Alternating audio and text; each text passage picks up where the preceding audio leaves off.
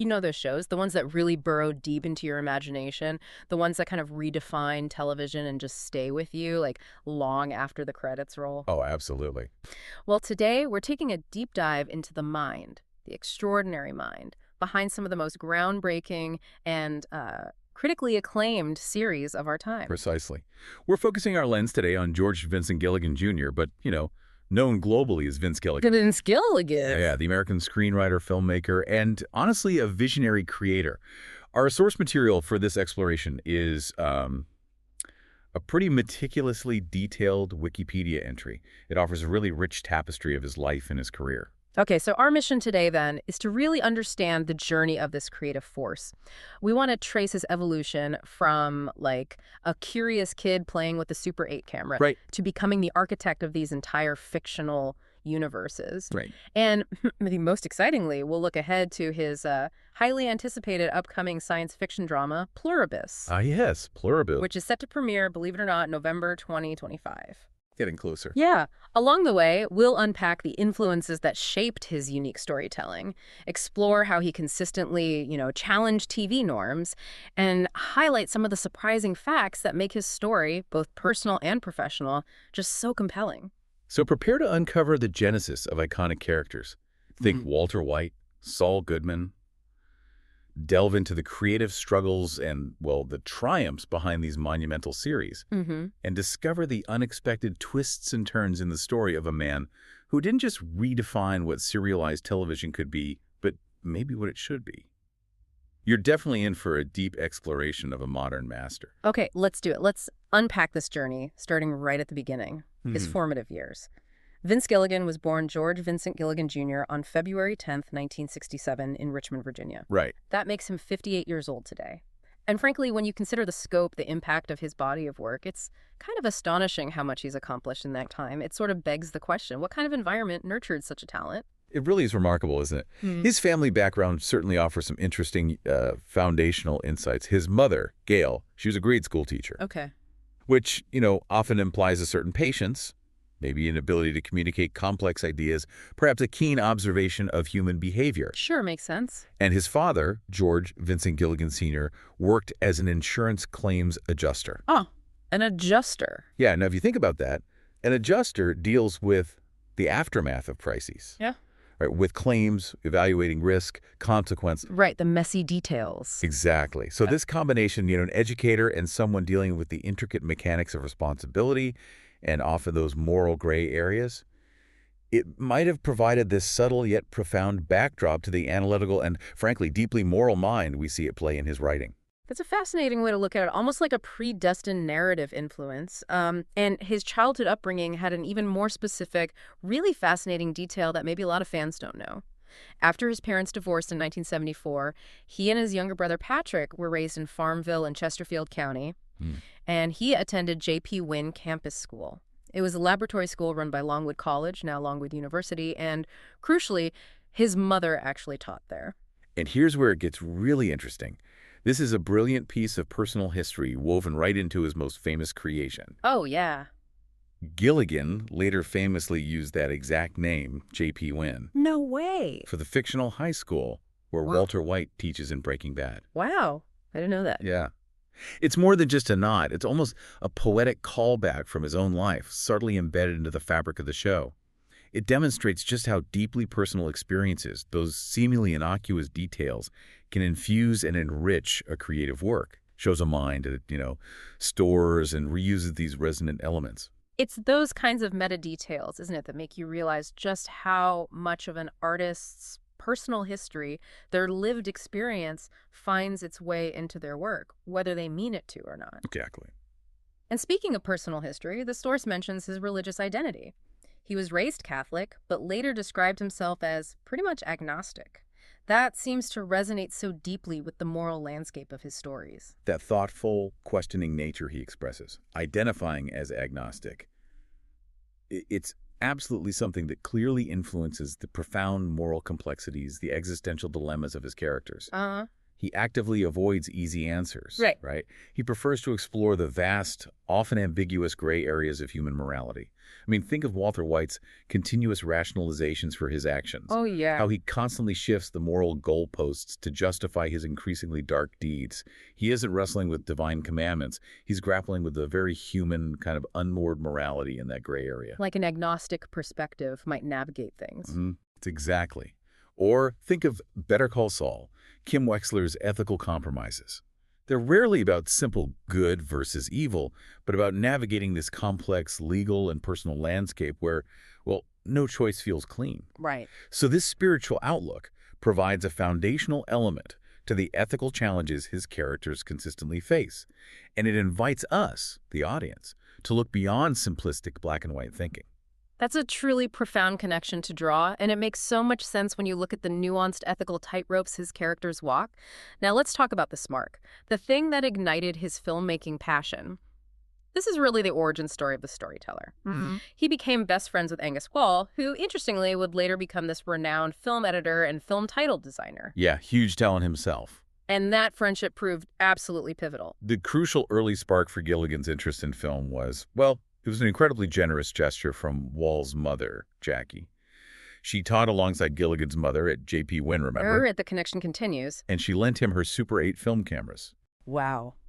Just lent them to him. Yeah. This wasn't just a toy. It was a powerful tool. It allowed him hands-on experience, experimenting with the medium directly. This immediate ability to translate his vivid imagination into something tangible, visual.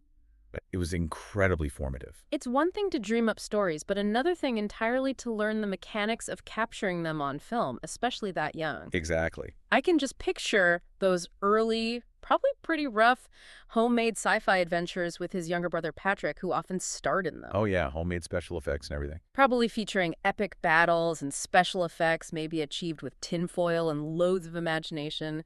One of his very first films was titled Space Wreck.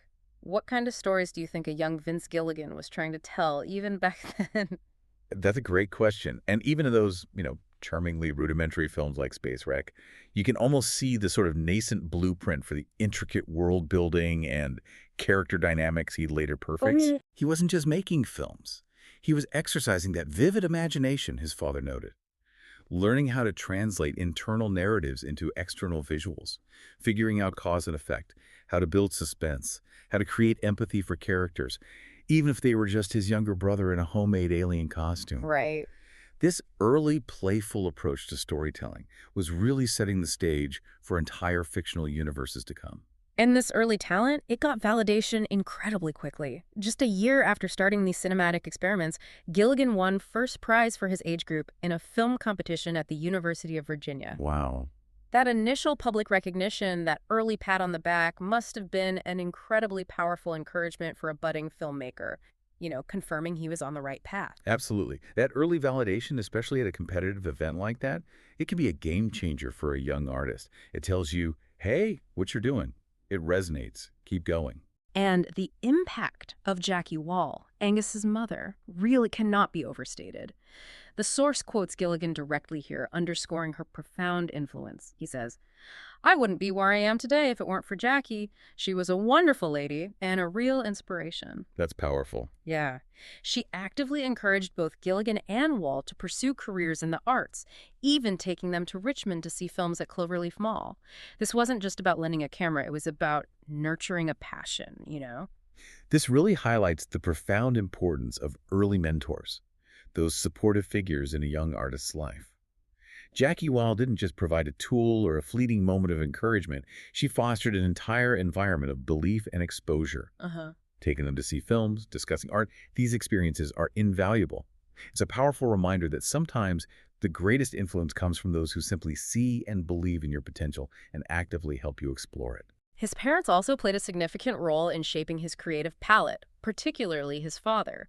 George Gilligan Sr. described his son as a kind of studious-type young man with a vivid imagination. Right, we mentioned that vivid imagination. And crucially, he introduced Gilligan to classic cinema, film noir, that's dark, morally ambiguous worlds, Yes. as well as the stoic heroes and stark landscapes of John Wayne and Clint Eastwood westerns on late-night television. Now this is a direct, undeniable line straight to the heart of Gilligan's later work. Hmm.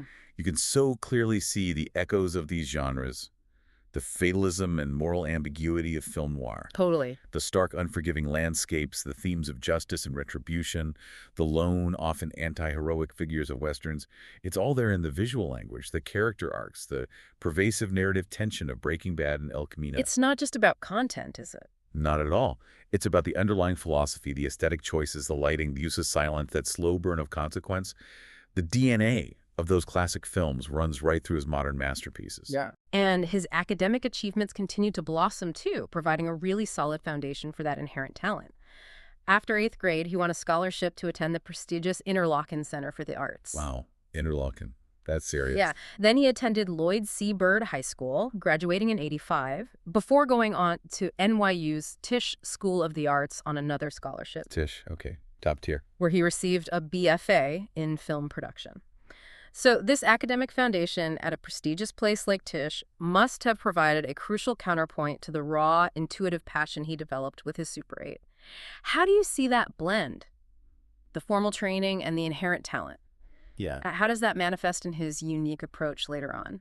That's a fantastic observation. It's precisely that alchemy, isn't it? The structured understanding of craft and theory from a place like Tisch, combined with that raw, almost childlike passion from his Super 8 days. I think that's what enabled him to be such an innovator. Yeah. He learned the rules so intimately that he knew exactly how, and maybe more importantly, why, to break them. Tisch would have exposed him to film history, narrative theory, editing techniques, professional production methods, all that stuff. The toolbox. Exactly. This allowed him to bring both precision and, well, audacious creativity to his work, balancing intricate plot mechanics with these deeply emotional, character-driven studies.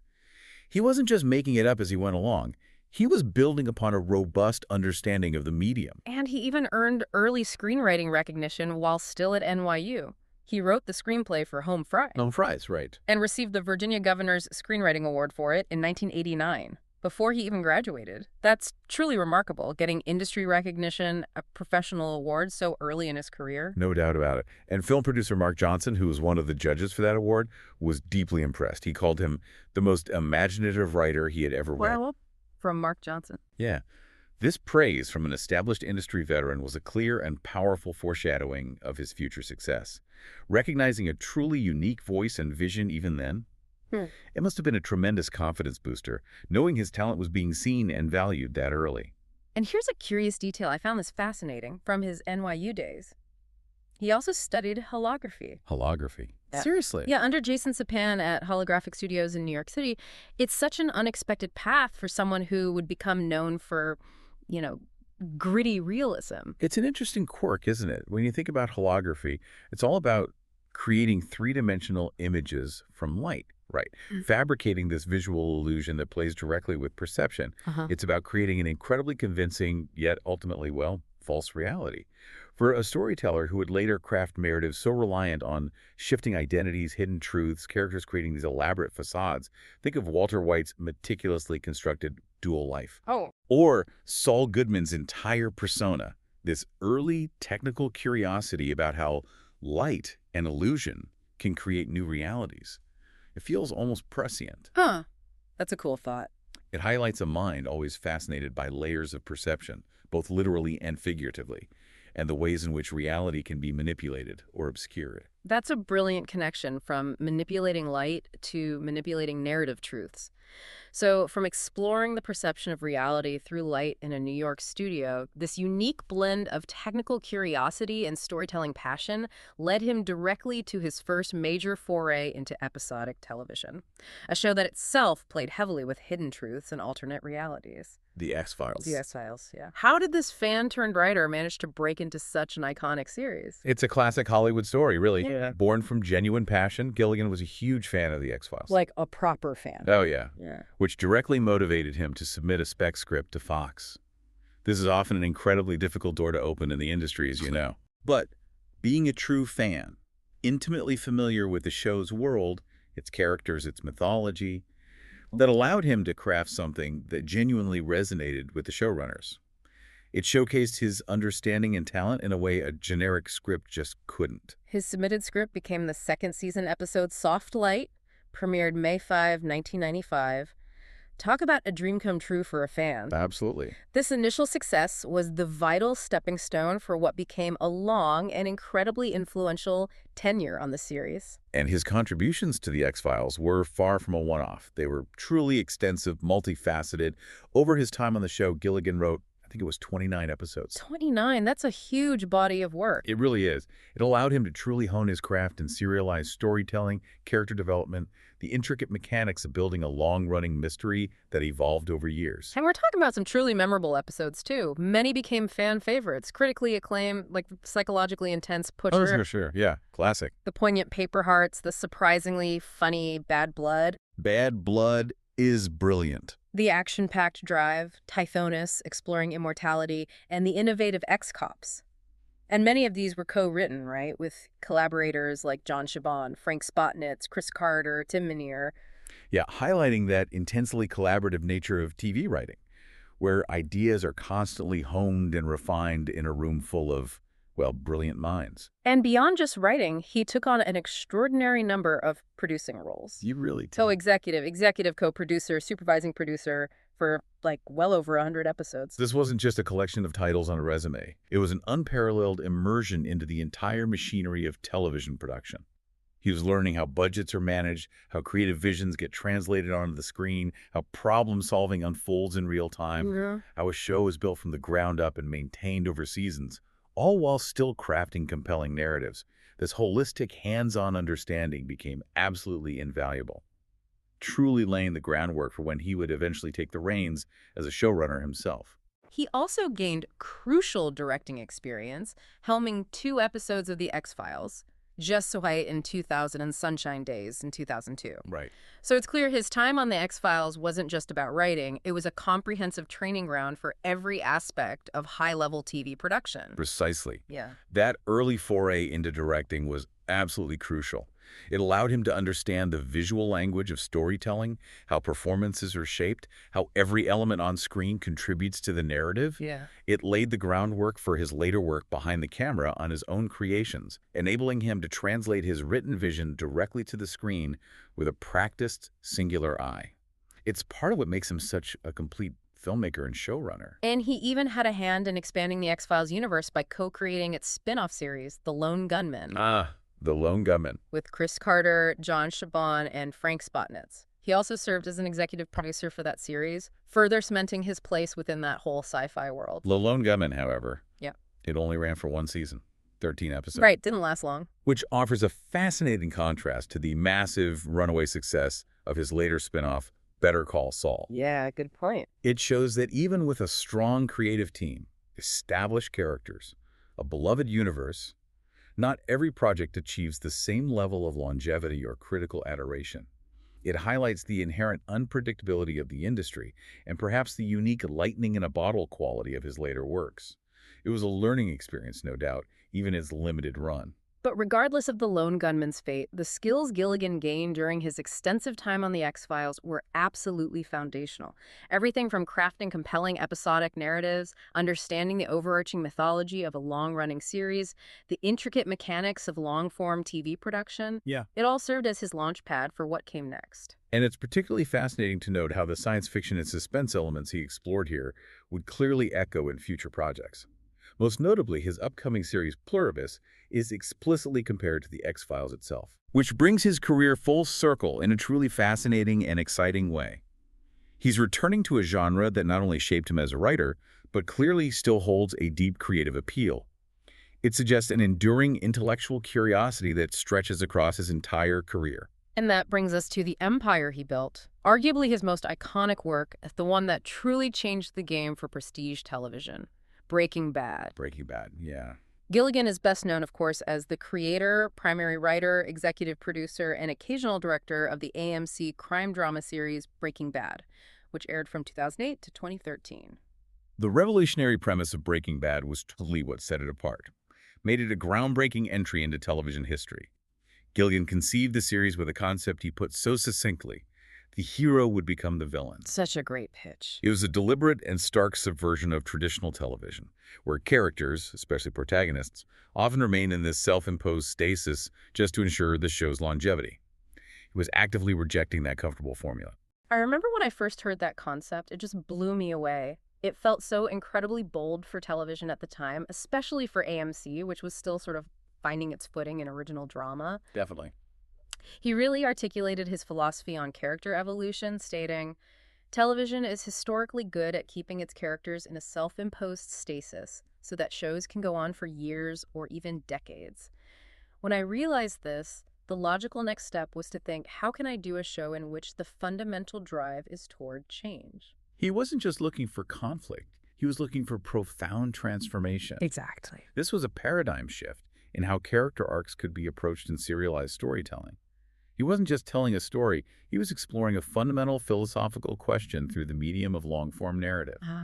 His explicit, memorable goal for Walter White's arc was to transform him from Mr. Chips into Scarface. A classic line. That single phrase perfectly captured the entire essence of the show's dark, inexorable trajectory, from mild-mannered, respected teacher to ruthless drug lord.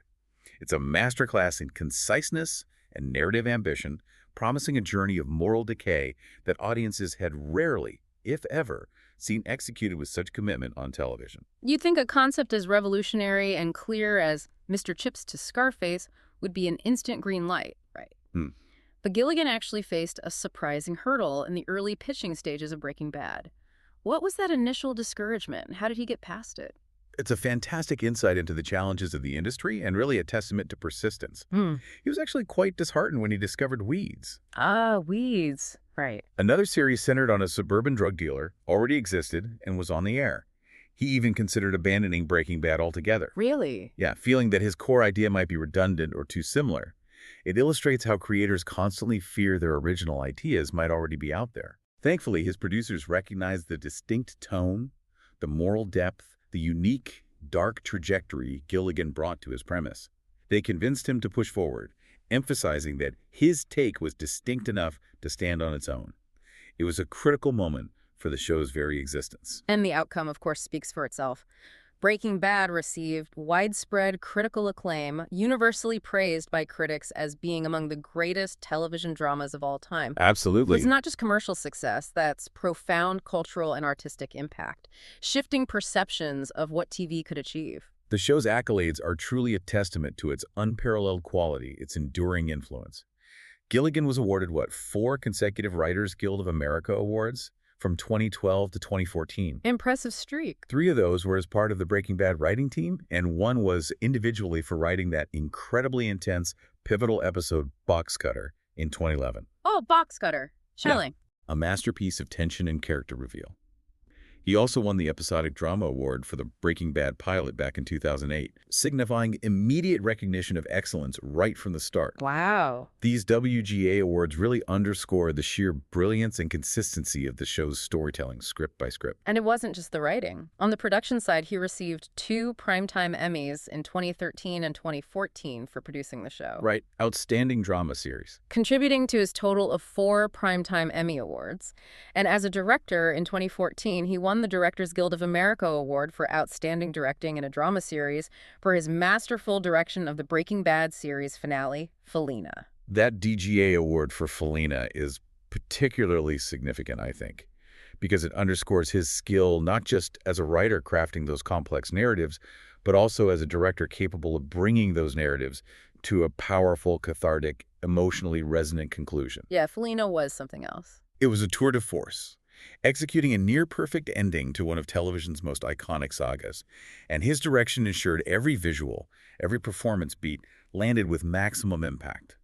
It speaks to his comprehensive vision for the series, from conception right to the final frame. But the Breaking Bad universe didn't end there, did it? It expanded into what fans lovingly dubbed the Gilliverse. The Gilliverse, yeah. In September 2013, almost immediately after Breaking Bad concluded, Sony and AMC announced a deal for a Breaking Bad spin-off prequel titled Better Call Saul. Which was incredibly exciting news for fans who just weren't ready to leave that world behind. Not at all. Absolutely.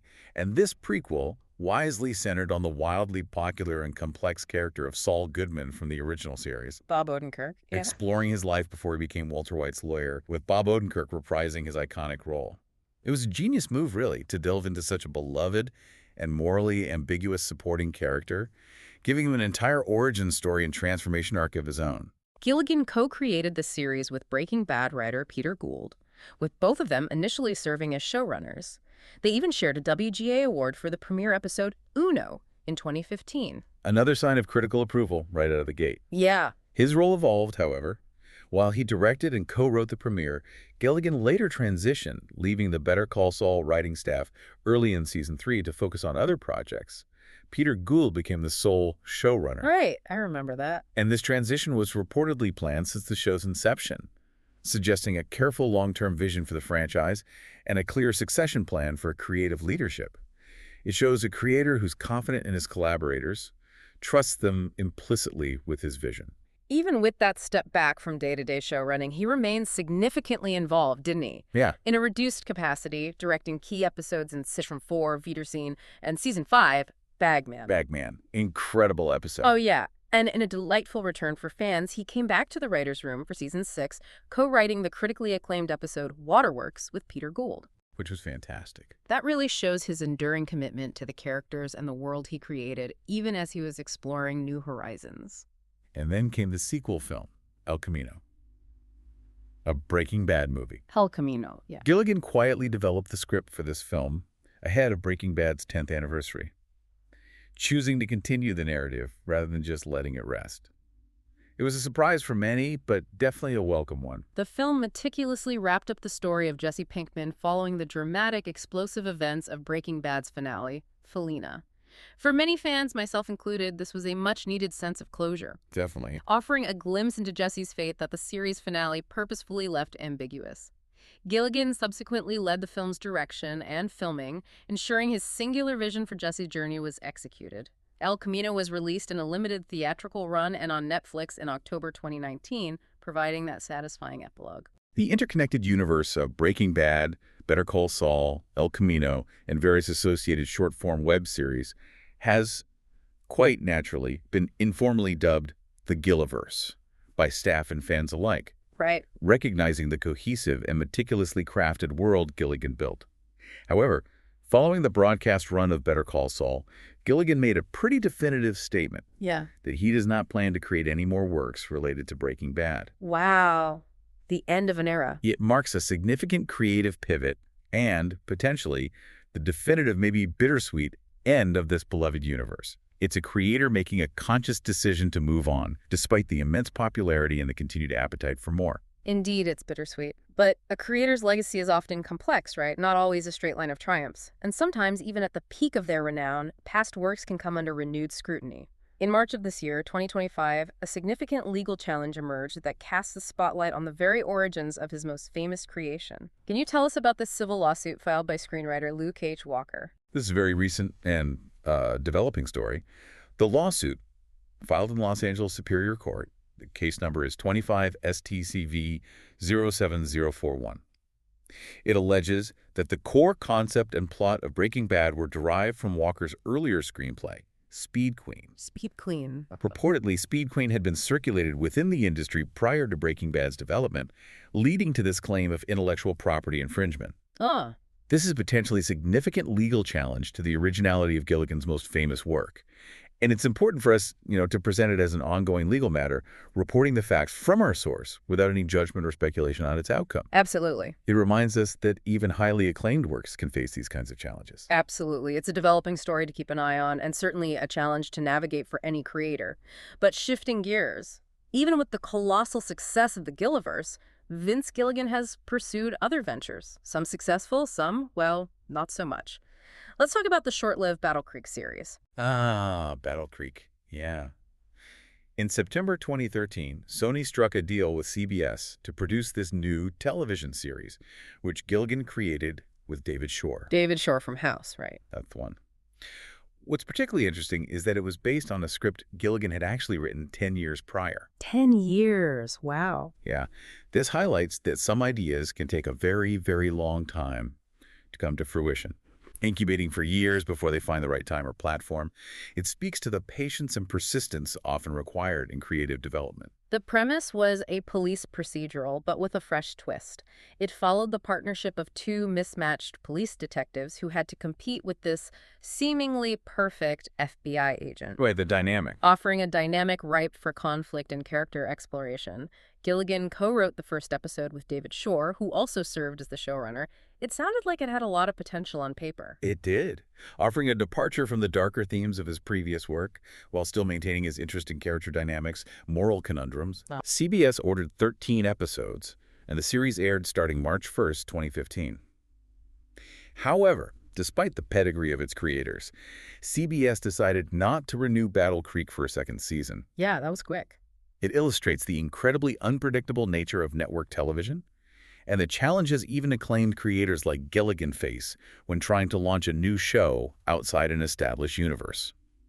Not every project can be a Breaking Bad, even with a great team behind it. Beyond his television series work, he's also made other contributions to film, showcasing his versatility across mediums and genres. His first screenplay to be produced was way back in 1993, a romantic comedy film titled Wilder Napalm. Romantic comedy. From Vince Gilligan. Who would have thought? It's certainly a genre departure from what he's best known for today, isn't it? But it demonstrates that from the very start of his professional career, his talent wasn't confined to a single type of story.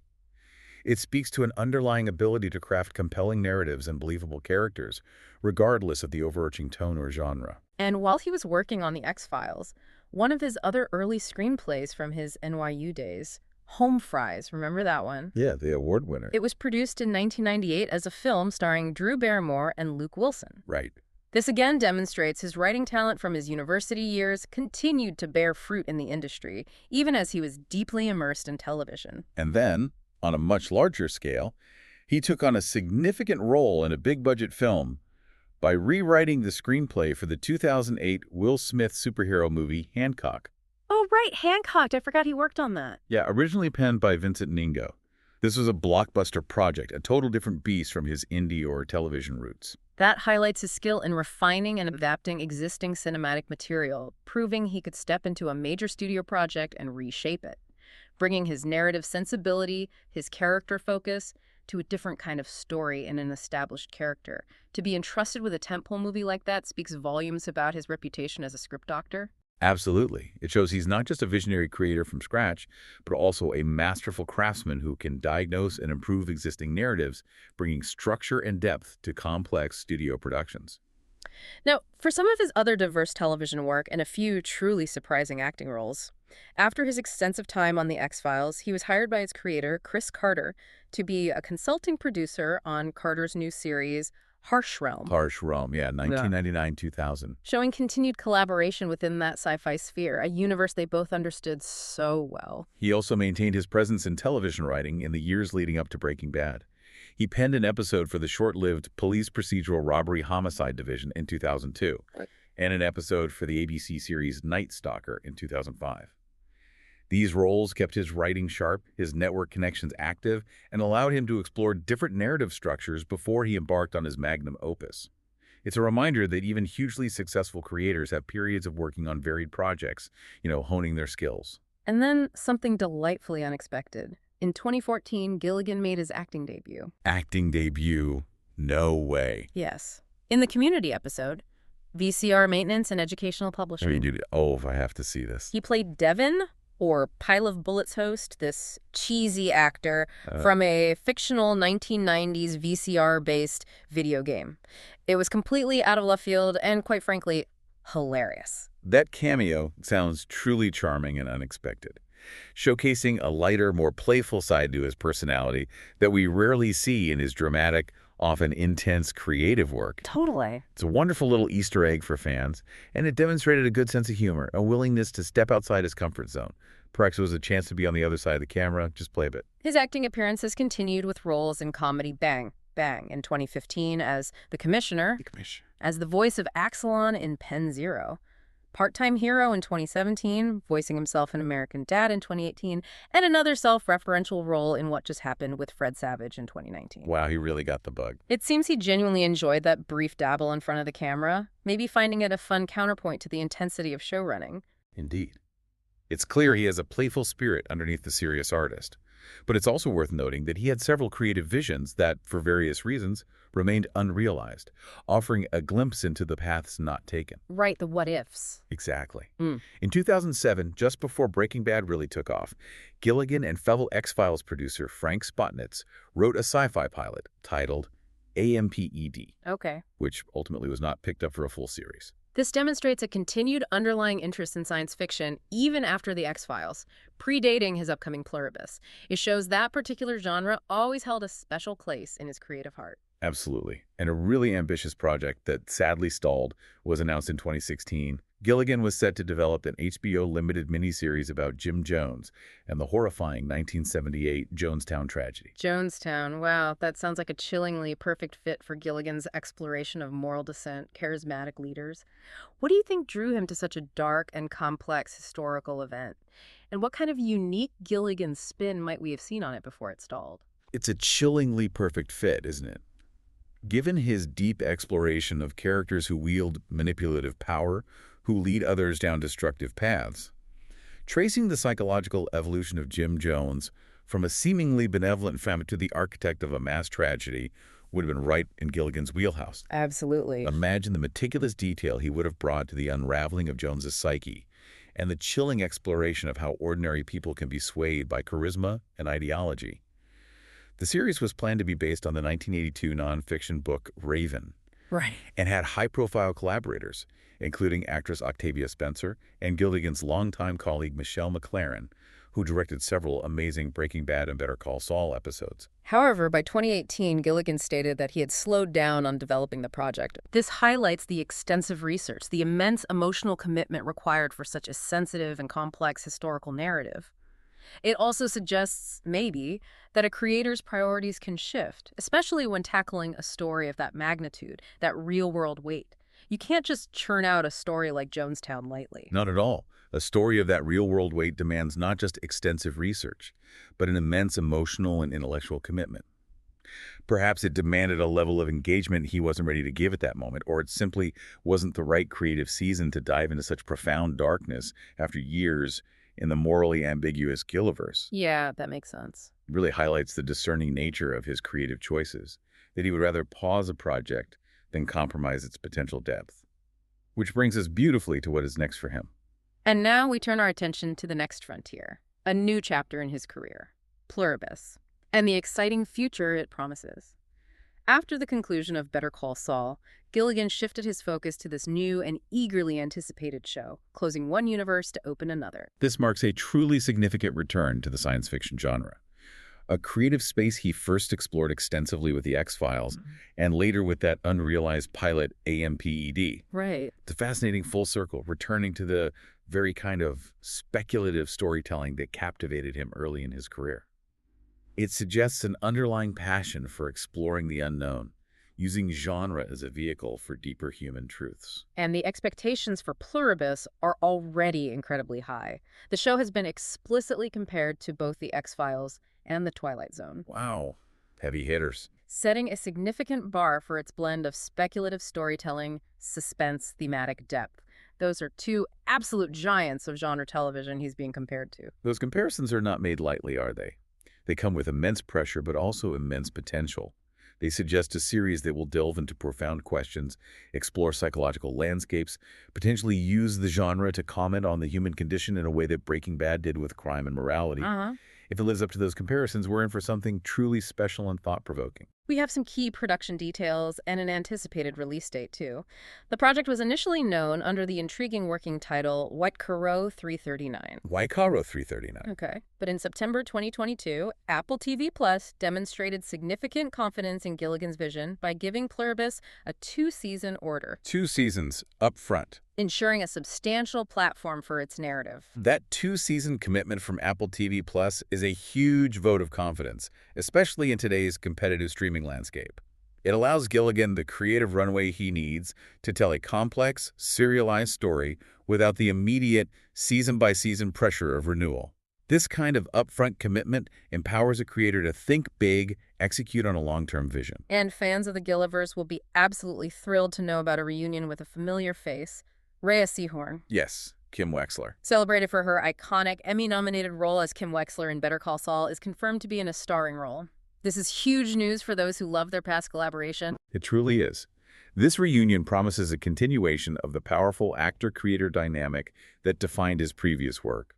And for Rhea Seehorn to take on a lead role in Gilligan's next big project speaks volumes about their creative synergy, their mutual trust. It's a casting choice that instantly generates excitement and trust from the audience, who know the magic they can create together. The premiere date is set for November 2025 on Apple TV plus Live, giving us a concrete date to look forward to. And Gilligan's filmography confirms him as creator, director, writer, and executive producer for the first 2 episodes. Wow, wearing all the hats. Indicating his deep, hands-on involvement right from the outset. This isn't just his name on it, he's actively shaping it. Pluribus truly signifies a distinct new chapter in Gilligan's career, moving beyond the Breaking Bad universe, as he previously stated he would. It showcases his enduring curiosity about human nature, but now through the lens of science fiction, potentially exploring themes like the perils of happiness, as hinted by early descriptions of the show. The perils of happiness. Interesting. Yeah. This suggests a new philosophical exploration, contrasting with the hero becoming villain premise of Breaking Bad. It will be absolutely fascinating to see how his signature style of character transformation adapts to this new genre, these new thematic territories, pushing boundaries once again. His personal life, though largely private, also offers a glimpse into the man behind these grand narratives. Vince Gilligan has been in a relationship with Holly Rice since 1991. Long time. And in 2022, he referred to her as his wife, signifying a long-standing personal partnership that has provided stability throughout his prolific career. The source material also mentions that they have no children, a detail that, while personal, might offer context for his singular, intense focus on his creative endeavors over the decades. It's not uncommon for artists to channel all their energies into their work, which becomes a different kind of progeny, I suppose. And his spiritual outlook, as we touched on earlier, is quite telling, reflecting his character's own struggles with moral ambiguity. Raised Catholic, he identifies as agnostic. Right, agnostic. Stating he found both fundamental Christianity and atheism hard to wrap my head around. This perspective truly suggests a mind that is deeply comfortable with ambiguity, with complex questions, unable to commit to easy extremes. This intellectual honesty and comfort with the unknown is often reflected in his nuanced character writing, where moral lines are blurred, clear-cut answers are rare. His characters grapple with profound philosophical questions without simple resolutions, much like his own stated spiritual journey. It's a worldview that translates directly into the rich, complex worlds he creates. Vince Gilligan's legacy is, without a doubt, one defined by immense acclaim and relentless innovation. His career is decorated with numerous prestigious accolades. We're talking 4 Primetime Emmy Awards, 6 Writers Guild of America Awards, 6 WGA Awards, 2 Critics' Choice Television Awards, 2 Producers Guild of America Awards, a Directors Guild of America Award, and a BAFTA Television Award. The breadth of these honors truly speaks to his multifaceted talent. These honors are not just a collection of trophies. They reflect his consistent excellence across various aspects of filmmaking and television production writing, directing, overall show running, producing. They speak to a sustained level of high-quality output and a profound impact on the industry that few creators ever achieve. He's been recognized by his peers across every discipline. His achievements continue right up to the present, including the Laurel Award for TV Writing Achievement in 2024.